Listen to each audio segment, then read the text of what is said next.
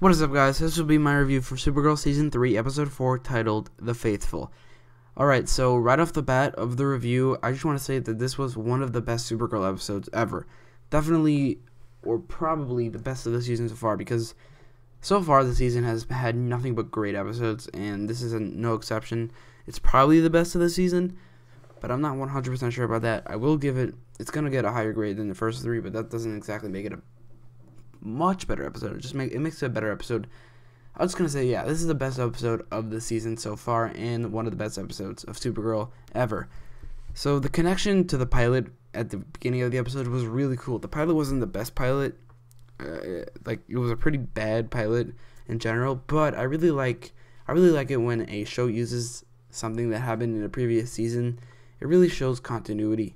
Like when Arrow used the Season 1 story and events that we didn't see in Season 1 but happened to propel the story of Season 5.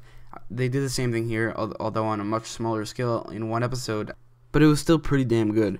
Speaking of that whole story, it was a pretty great story in general. It was also a really original story. I really enjoyed seeing this new take of a villain. It's a villain who worships the hero. I don't think they've ever done that ever on a superhero show, with a whole cult worshipping the hero. It's really original, and I really enjoyed watching it. Also, Corville is he isn't a comic book character either, so the Supergirl writers came up with that on their own, and I gotta give them credit for that. But the way they beat Corville was kind of lame, but it doesn't really bother me that much, because the whole story was so great. The way they took them down was lame, but it doesn't really retract from the story that much. The episode was pretty emotional too. It had at least 3 great emotional scenes. The first one being when Supergirl, James, and Wynn went to the Supergirl cult meeting, and that girl, I think her name was Olivia, gave a speech about how she was saved by Supergirl. It was a great scene, and it was pretty emotional, and that girl was a great actress. The second emotional scene, it wasn't that emotional, but it was a little bit emotional, but it was a great scene, is when James told Kara about the story about how he met Superman. And I don't really have nothing to add to this, other than it's just a great scene. And then the third emotional scene was when Alex finally said that she wants kids. And not only was it a great scene, it was also it was built up pretty well over the past 3 episodes, and it's building up to a very believable breakup. And once the breakup happens, I gotta say, good riddance to that forced relationship.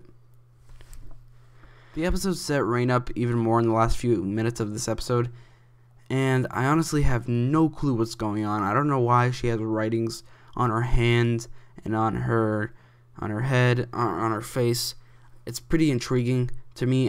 She's like I've never read her in a comic ever. Every other villain in the Arrowverse or Supergirl so far has done villains that I've never seen in the comics ever, but Rain was like the biggest character they've ever done, and even her I've never read in a comic before, so it's just pretty intriguing to see what they're going to do with her, and I'm pretty excited to see more of her transformation.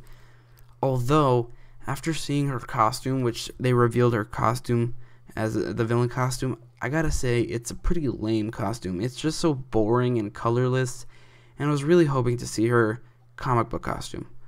No particular reason, just thought the costume looked cool.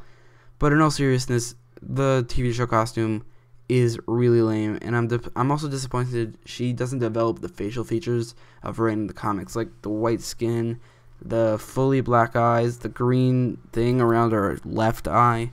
Hopefully she develops the features. I understand that it'll probably cost more money if she looks like that, but still, I just really hope they would have done it. I don't think it would have cost that much money to make her skin like fully white. All they had to do was put her in makeup. That takes a couple hours, but it's not CGI. The black eyes would be CGI, but like that's not that much. Speaking of CGI, it was really annoying how they forcefully, Wynn literally told Martian Manhunter not to go and suit up or whatever. It was really annoying. It's really annoying how they're benching Martian Manhunter. He was the main character of the last episode, but that doesn't really excuse him always being in the background. He's such a powerful character. It doesn't make sense that he never goes out in the field. But back to Rain, I just really hope she develops the features later in the season, because if she doesn't, I'm going to be pretty disappointed. But anyway, in conclusion, the episode was great and original and had a bunch of great emotional scenes, but it was pretty annoying. The way they beat Corville was lame, and it was pretty annoying how they didn't let Martian Manhunter go out into the field. It made no sense. But anyway, I give this episode a 9.5 out of 10. It was a great episode, and it was a mostly great episode. So what do you think about the episode? Let me know in the comments down below, and don't forget to like, share, and subscribe. Thanks for watching.